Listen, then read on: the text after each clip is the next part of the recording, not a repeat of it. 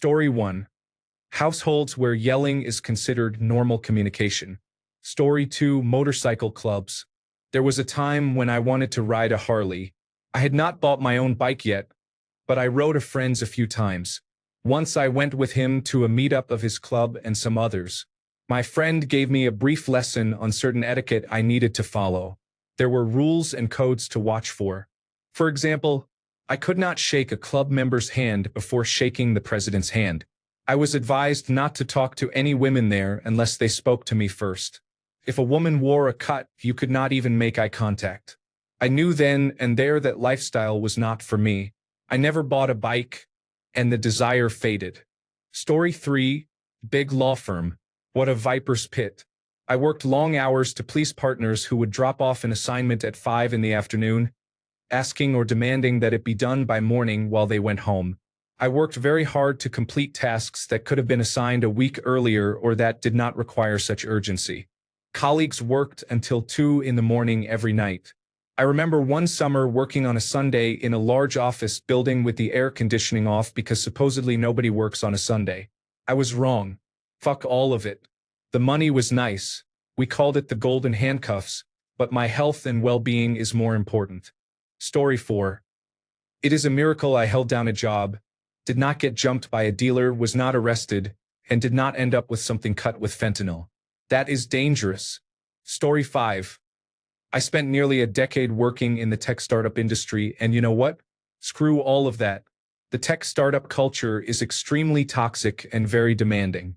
I was so stressed and overworked that I cried in my sleep. My upper shoulders were so tense that I had to undergo 6 weeks of physical therapy to ease the pain. There were 60 to 80-hour work weeks, clashes with executives, the constant threat of losing my job in a merger, layoffs, restructuring, bounced paychecks, Russian hacking collectives, legal investigations, and extortion. It was overwhelming.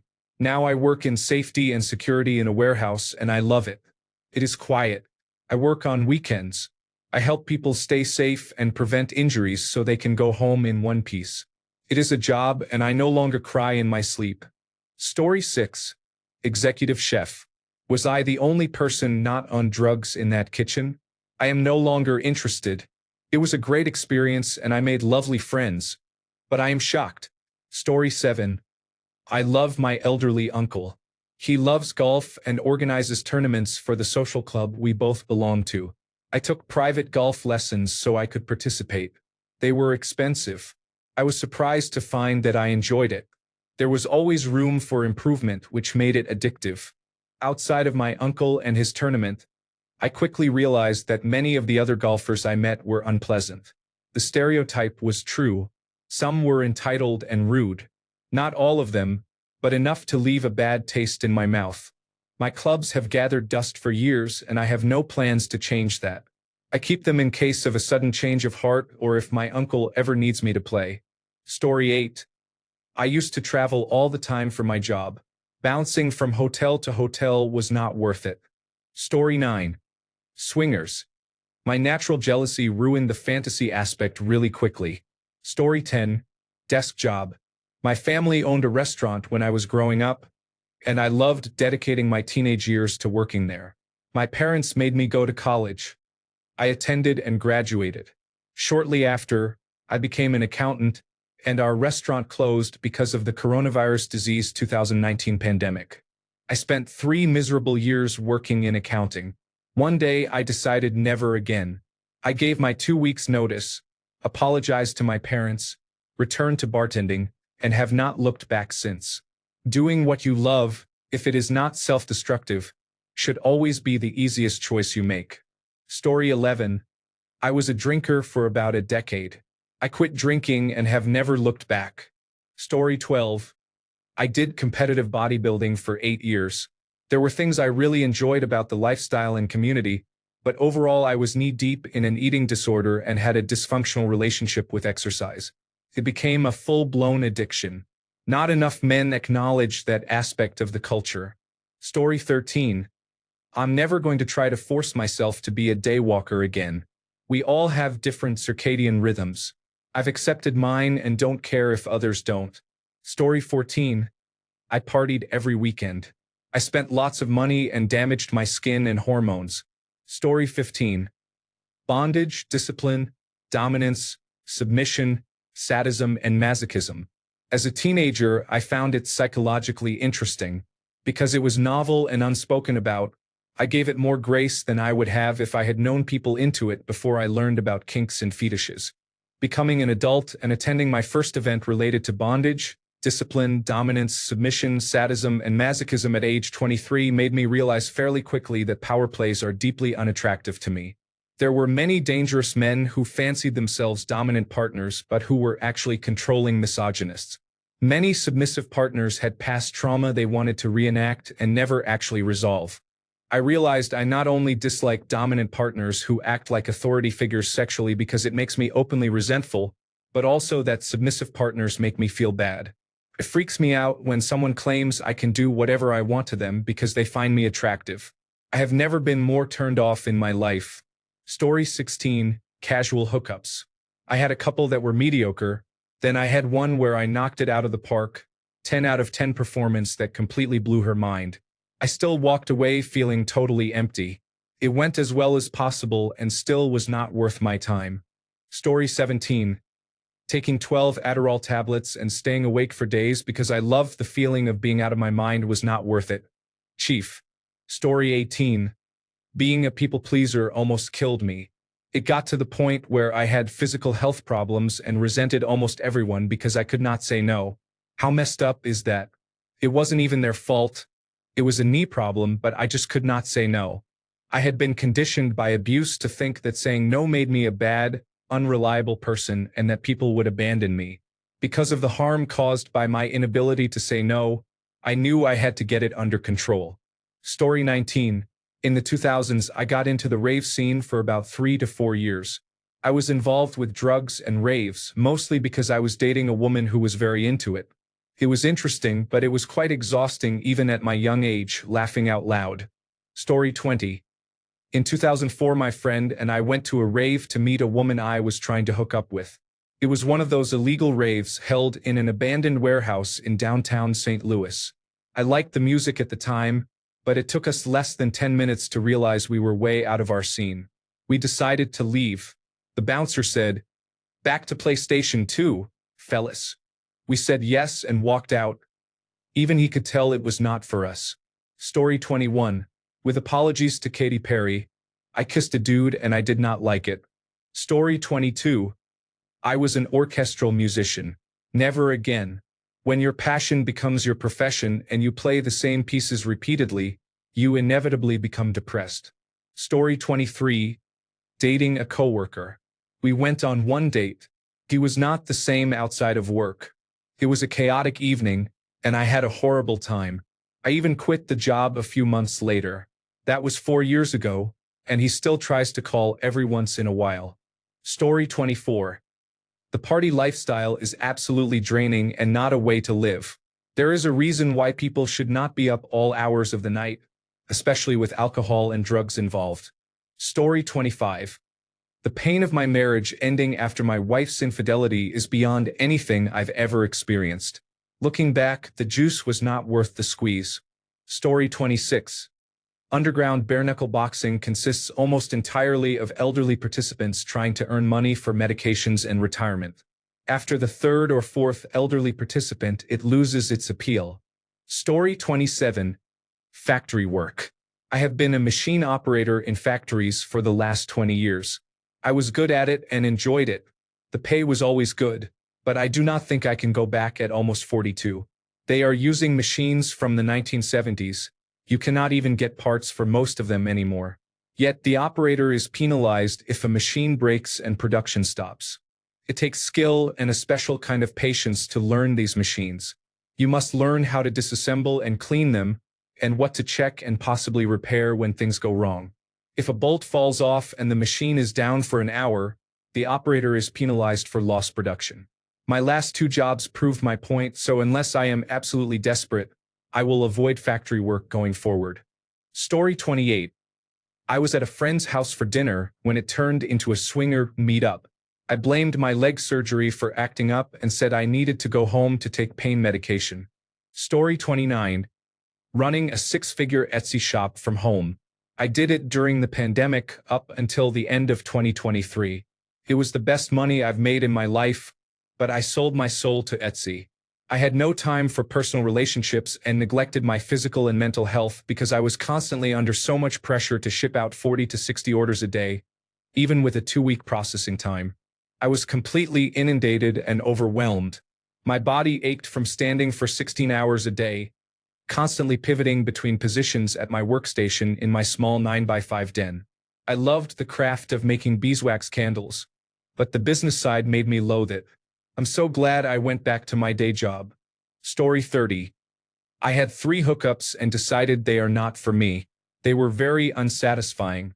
Sex is better when 2 people are in love and want to please each other. Story 31. People-pleasing and feeling responsible for how others feel can be exhausting. It makes you feel important because people will come to you with their problems, but it is draining and self-erasing. Learning to set boundaries was a huge milestone for me, coming from a former communist country that knew absolutely nothing about boundaries during my formative years. Story 32. Begging to be loved and people-pleasing. It was so dehumanizing. It's gradually coming to an end as I've discovered my worth and strength, as cliché as that sounds. Story 33. Brazilian Jiu-Jitsu. At first, it was empowering as a woman to feel strong and able to defend myself. However, the blind following of the hierarchy showed how brainwashed people were.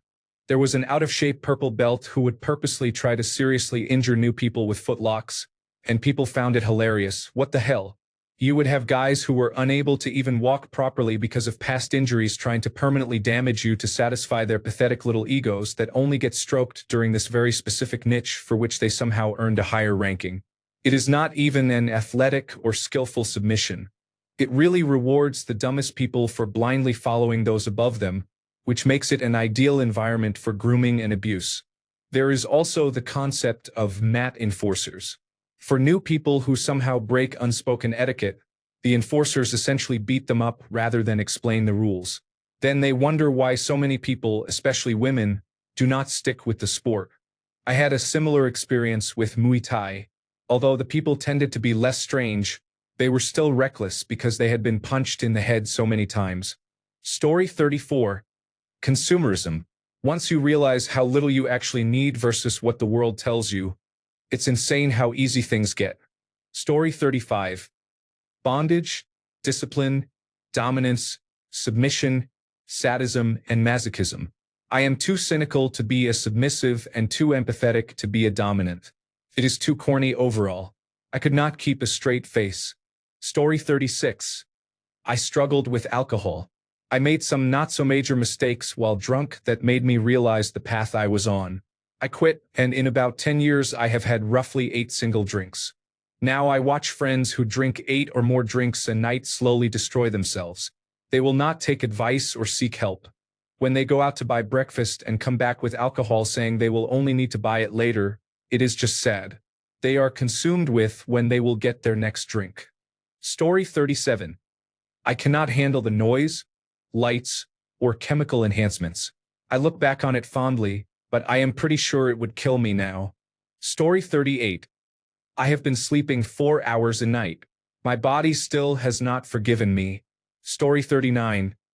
I worked in the legal field for 5 years and even considered going to law school, but I decided against it. To be a successful lawyer and earn enough to pay off substantial student loans, you often must become a workaholic. There is little work-life balance. The industry is small and competitive, so you have to be careful not to make enemies. Many people I met were emotionally unhealthy. Their personal lives were a mess, or they developed substance abuse problems to cope with burnout. Story 40. All-inclusive resorts. I did it once, and that was enough for the rest of my life. Story 41. I used to work for someone else. I've been self-employed for the last few years, and I'm a much better boss than anyone I worked for before. I make my own schedule and have flexibility. Story 42. It struck me while I was playing chess at 3 a.m. with my roommate. We were too afraid to sleep. Earlier that night, the front door had been kicked down and a gun had been pointed at us by men we had never seen before. I moved away immediately after that. Story 43, bodybuilding. Nobody gets out of that industry without a serious eating disorder and severe body dysmorphia.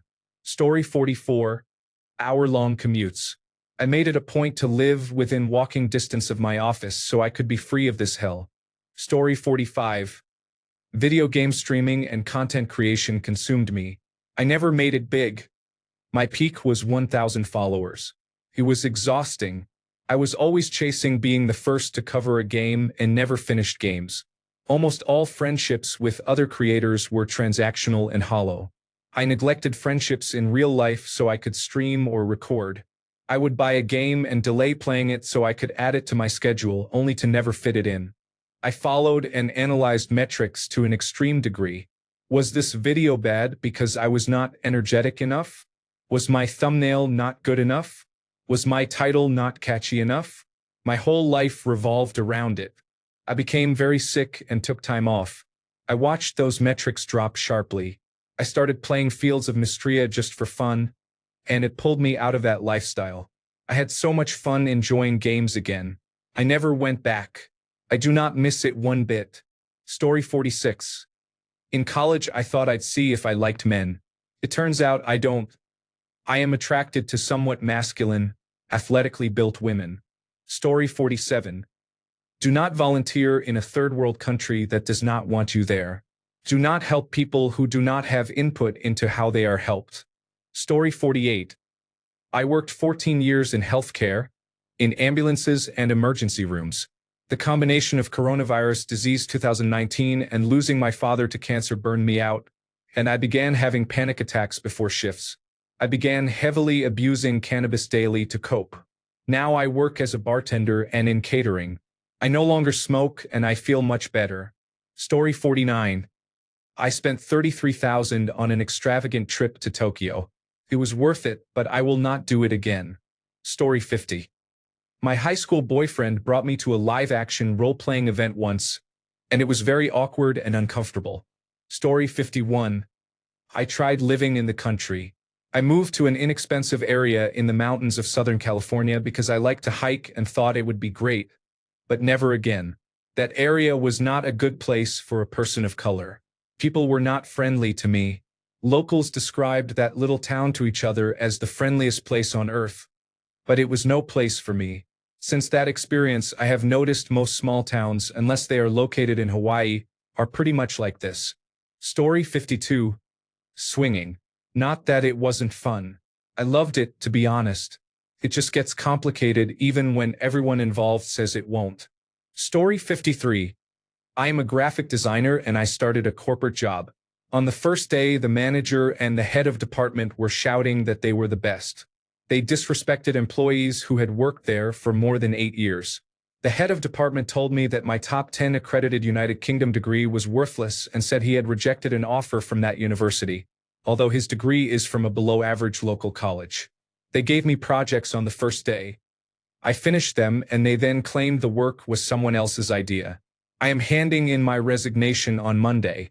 I did not need more than a week to recognize the red flags. Everyone was constantly talking about winning, being the best, and making money. Story 54. The bondage, discipline, dominance and submission, sadism and masochism community is heavily gatekept, and single men are often run off because they are seen as competition. Attractive but naive couples may be preyed upon, and if you are not attractive, other dominant men may try to take your partner. Although the scene is supposed to be about safe, sane, and consensual practices, it is often populated by people with mental, physical, or hygiene issues, as well as predators and narcissists. Story 55. Trumpism in 2016. Thank God my people didn't give up on me. Story 56. Not doing any exercise or walking fewer than 7,000 steps a day. Story 57. I worked full-time on-site on an oil rig for several years. I made a lot of money but grew tired of sacrificing all of my free time and my social and romantic life to make an executive richer. I now make about half of what I used to, but I have a wife and child and am much happier overall. Story 58. Ironman triathlons attract a bunch of middle-aged men experiencing midlife crises. They are overly concerned about personal records and may neglect their families to achieve a better time. The sport is also extremely expensive, and many people create contrived stories about why they compete in Ironman races. Story 59. Being miserably married for the sake of being married destroyed my self-esteem and cost me a lot of money. When I finally broke free, I knew I would never do it again. It blows my mind how many people just put up with bullshit from their significant other because they are too scared to be alone. Being alone but content is far better than being married and miserable. Story 60. A one-night stand. I had one 15 years ago, and it still makes me feel sick to my stomach. Never again. Story 61. I have tried working a full-time 9-to-5 job a few times. It always ends in disaster. Never again. Story 62. Healthcare worker.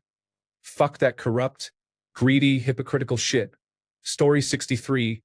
I taught for a while because I thought it would be a stable career. Teachers are well paid in my country, they receive a full pension, vacation time, and so on. I loved school, so why not spend my adult life there? It turned out I do not have the personality for teaching. It exhausted me and was very frustrating. The idea that I loved school did not hold up. I taught high school and did not realize that most students at that age do not enjoy school. Many were indifferent and just trying to get through because they had to be there. I also had difficulty relating to many colleagues. They were focused on marriage and children, tended to be extroverted, and engaged in a lot of gossip, which did not suit me. I could not do it long term. I left in the middle of the pandemic, and I have heard student behavior has become much worse since then. I respect those who can continue. Story 64. Try business class flights. You will never want to go back to economy class. Story 65. I worked at a strip club for over 5 years. Multiple men tried to rape me, and I got into physical fights. I also saw men cheat the night before their weddings. I would never step foot in a place like that again. Story 66. Being a digital nomad involves a lot of logistics, such as finding reliable wireless internet, trying to meet new people in different cities, and so on. Don't get me wrong, it's very exciting at first, but the novelty wears off and I started craving some sense of stability. Story 67. Pickup artists. The pickup artist industry is run by men with low self-esteem and newly acquired confidence. Many get into it because they want to feel better about themselves, but they often end up worse off as a result. I personally wanted to be able to talk to women so I could meet someone I would want to be with long term, but the culture often relies on manipulating a woman's self-esteem instead of encouraging equal-level flirting. So many men have their perspectives skewed this way. Story 68. Dropping out of college and waitressing full-time. Being in a relationship with a narcissist. Story 69. I am about to quit my dream job, so ask me again in 6 months. Story 70. I worked for a family-owned company. I am sure there are some good ones, but I spent 4 years there and had to navigate family drama and sweeping changes caused by family issues, such as a family member's spouse not speaking to another family member. Much of the leadership was incompetent but had the right gene pool. The vice president was a recent college graduate who barely graduated. People said he had vice president experience because he was vice president of his fraternity. The handful of leaders who were competent or hired on merit rather than by family ties could do very little about the rest. It was the most unstable work environment I have ever encountered. At one point, the owner's son and his brother-in-law were both in charge of our department because their father thought this would help them learn to work as a team. It did not. Instead, it was like dealing with parents in the middle of a divorce who were telling you opposite things, sometimes deliberately to upset the other, and you got in trouble regardless of what you did. Never again. Story 71. I tried methamphetamine twice and did not like it. The inflated ego made me feel inauthentic, and I could not stop the grandiose daydreams no matter how much alcohol I drank or how much I smoked. Story 72. I played World of Warcraft for too many hours a day for a couple of years. Story 73. I was California sober while playing Minecraft for 6 hours every day in 2011. I thought I was taking care of myself and avoiding drama, but I wasted a whole year of my life thinking I was above everyone else while being extremely socially isolated. I will never do that again. Story 74. For me, it was alcohol. I started drinking early in high school. I drank less in college and during the first years of my marriage, but as my life settled down, I felt the pull and started drinking more. My dad was an extremely heavy alcoholic. It ruined his life, our family, and his marriage, and it eventually killed him. I was prioritizing drinking over my family. If I drank, my goal was to get at least a buzz or become drunk. If I had one drink, I would have at least three and often more. I finally realized I was heading down the same road my father had traveled. My family was the most important thing to me, and I was not going to jeopardize that, so on Mother's Day one year I stopped completely. That was about 20 years ago. I still sometimes dream that I am back to drinking. I know I am excluded from some social circles and I do not care. It has not always been easy, but I am still here and alcohol-free. Story 75. I was somewhat involved in the hippie culture for a while. Never again. People talked about peace and love, but honestly, I met some of the biggest egos of my life in those communities. Many deeply damaged people put their faith in New Age ideas. Story 76. I was a stoner. I used cannabis for a few years. I smelled like smoke constantly and had a terrible smoker's cough. Not worth it. Story 77. I knew from my first client that I would die if I stayed in sex work. Story 78. Dating a parent who has full custody of a young child with high needs was more challenging than I expected. I went into it knowing there would be challenges, but I could not know the full extent until I lived it. I thought I would get out of it what I put into it and that it would eventually be rewarding, but over time my feelings changed. My initial hope and optimism slowly withered, and when I thought about the future, nothing seemed bright. Life became about getting through each day with no light at the end of the tunnel. It broke my heart to leave, but I had to for my own mental health. I learned a valuable lesson and will not try that again. Story 79. I became homeless. I did not want to work when I was 19 and kept asking my parents for money. They kicked me out and said, "No more help, sorry." That turned out to be the best thing they ever did for me. I spent 6 long months with maybe one shower a week and asking strangers for cash. After I moved past the poor me phase, I started working hard. The thought, "This is rock bottom. I will never let this happen again," lit a fire under me. I started a job with a couple of friends after they encouraged me to apply. A month into that job, I was promoted to supervisor, watching over them and laughing loudly. Since then, I have worked non-stop, always seeking better opportunities. Story 80. I worked in pre-hospital emergency medicine, specifically emergency medical services. It was a lot of fun when I was younger, but I finally burned out at the 10-year mark and moved to information technology. I realized that, like many others, I had made it my identity and that I was more mentally affected than I had thought. It took 8 years to realize I needed therapy and medication. There were other issues, such as being assaulted on the job and working at 2 places, pulling 36-hour and 48-hour shifts on 1 hour of sleep. I did not have health insurance, vacation, or retirement benefits. Story 81. Juggalo culture. Everyone had their own brush with it.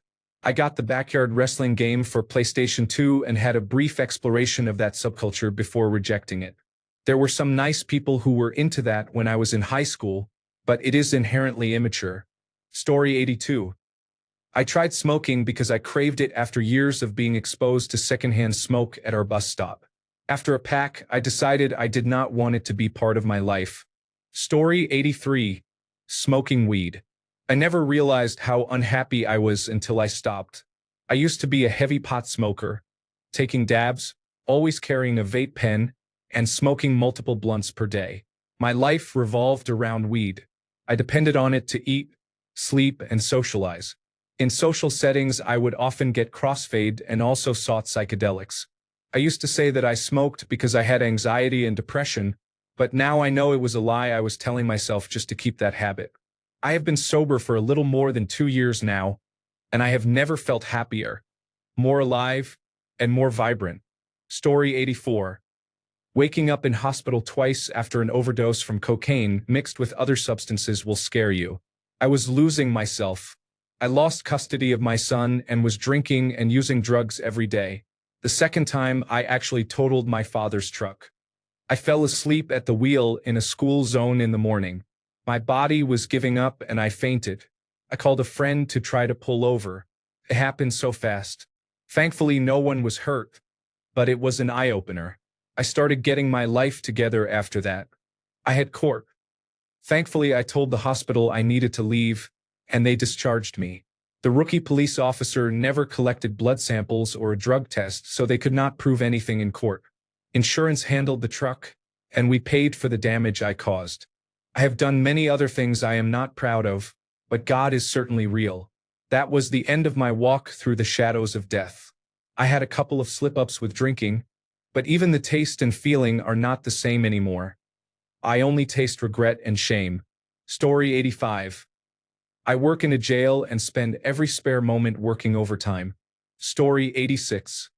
Drug dealing causes much death, despair, and agony hidden beneath the euphoria of the high, the money, and the power.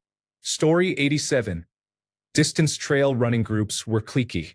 I still like trail running, but many groups I joined were not welcoming to new members. Every free moment they had was dedicated to trail running. Story 88. Military life is great for lifelong friendships, but it is a hard lifestyle. Story 89. Perfectionism. I discovered it affected me more than I had realized. I thought it was an advantage for achieving goals, but it was actually hindering my life. First, my mental illness was fueled by perfectionism. It built fear and procrastination because I made tasks unnecessarily difficult. I even forbade myself from eating or showering until a task was done. Second, I was unpleasant to work with because I looked down on anyone I thought did not work as hard as I did. Most importantly, I lost many social opportunities because I isolated myself until things were perfect, and I also fell into overcorrection. Nowadays, I am happy that I can catch myself when I start to slip into old habits and leave work as it is to take care of myself on all fronts. I have never had negative results that way. Story 90. Classical musicians. No kidding. I was trained in classical music and occasionally had to participate in competitions or travel outside the city, which meant I was stuck in buses and on the road for hours. I once heard someone say, "Sonatinas are so beneath me. I only play sonatas." Not all classical musicians were like this, but I would say the majority were. Story 91. Keto seemed promising at first, but it was not consistently effective. Story 92. The rural South of the United States of America. Unless I decide to become a hermit full-time, it is my own personal hell. Story 93. Unpopular opinion. Punk. I know, those people are so negative, addicted to everything and have no future, pun intended, and I am not for that lifestyle. I feel depressed for a week after hanging out with them for 2 days. I tried things. I quit smoking. I have no debt except my mortgage. My life is great and I cannot stand them. So many excuses not to make better choices. Fuck this system. Punk's not dead. Story 94. My ex and all his friends were stoner gamers. I was not, and I will never be part of that again. There is nothing wrong with tetrahydrocannabinol or the games themselves, though. Story 95. Being the cannabis burnout in college is actually quite sad when you think about it. I wasted 5 years of university being that person, and I hate myself for it. To be honest, I have nothing against it and support legal access, but cannabis, regardless of strain, did not help my anxiety. It made me more paranoid or did absolutely nothing. I'm still angry at myself for wasting so much money and taking over 5 years to discover it did nothing for me. Story 96. I worked around tow trucks and drugs. There were fistfights at accident scenes. I lost my driver's license.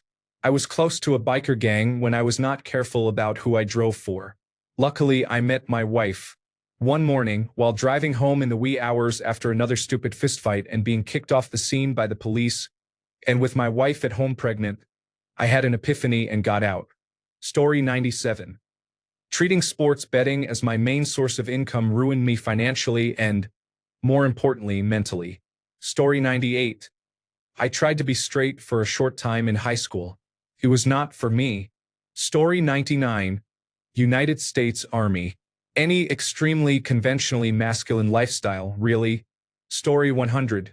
master and slave dynamics in bondage and discipline, dominance and submission, sadism and masochism. I learned afterward that my nervous system could not tell the difference between the physical and emotional abuse I experienced as a teenager and a master and slave dynamic I had as a young adult. I trauma bonded to this person so deeply that 10 years later I am still suffering from having been abandoned at the end. I am stuck in a loop of grief, shame, and self-hatred. I might consider a more gentle and egalitarian dominant and submissive dynamic, but I will never do master and slave again. The emotional cost and the risk of damage to self-identity and psyche are just way too high. It is not worth it. I am not saying all of these dynamics end poorly, but for me it is not something I would ever put myself through again. One notable point is that I was the one who decided to walk away from the teenage relationship, but in the later relationship the decision was not mine. I also used to be a heavy cannabis user. I quit completely after about 15 years of daily use. Story 101. I had a well-paying job, but the environment was so toxic it took a toll on me. Managing people was a nightmare. That lifestyle allowed me to dine every day in fancy restaurants, travel to distant countries on vacation, buy good clothing, and other things. I am not going back to management unless it is a matter of life or death. Now I am in the lowest position in my company. I refuse any responsibility beyond my actual job duties and earn just enough to get by, but I have a life now. I can play music and be carefree the moment I leave the office. My boss is great and there is no pressure. Story 102. I tried being vegan, but I did not even make it 48 hours. I love cheese too much. I stayed a vegetarian for 20 years until my blood tests showed nutritional deficiencies. I am not a good enough cook, and laziness led me to start eating meat. Story 103. Working in the oil field. The juice is not worth the squeeze. Story 104. I dove deeply into extreme conspiracy theories and questioned everything. I nearly lost my mind because it was so depressing that I could not tell up from down. Thanks a bunch for sticking around till the end of the video. Remember to subscribe, and until next time, stay awesome and goodbye.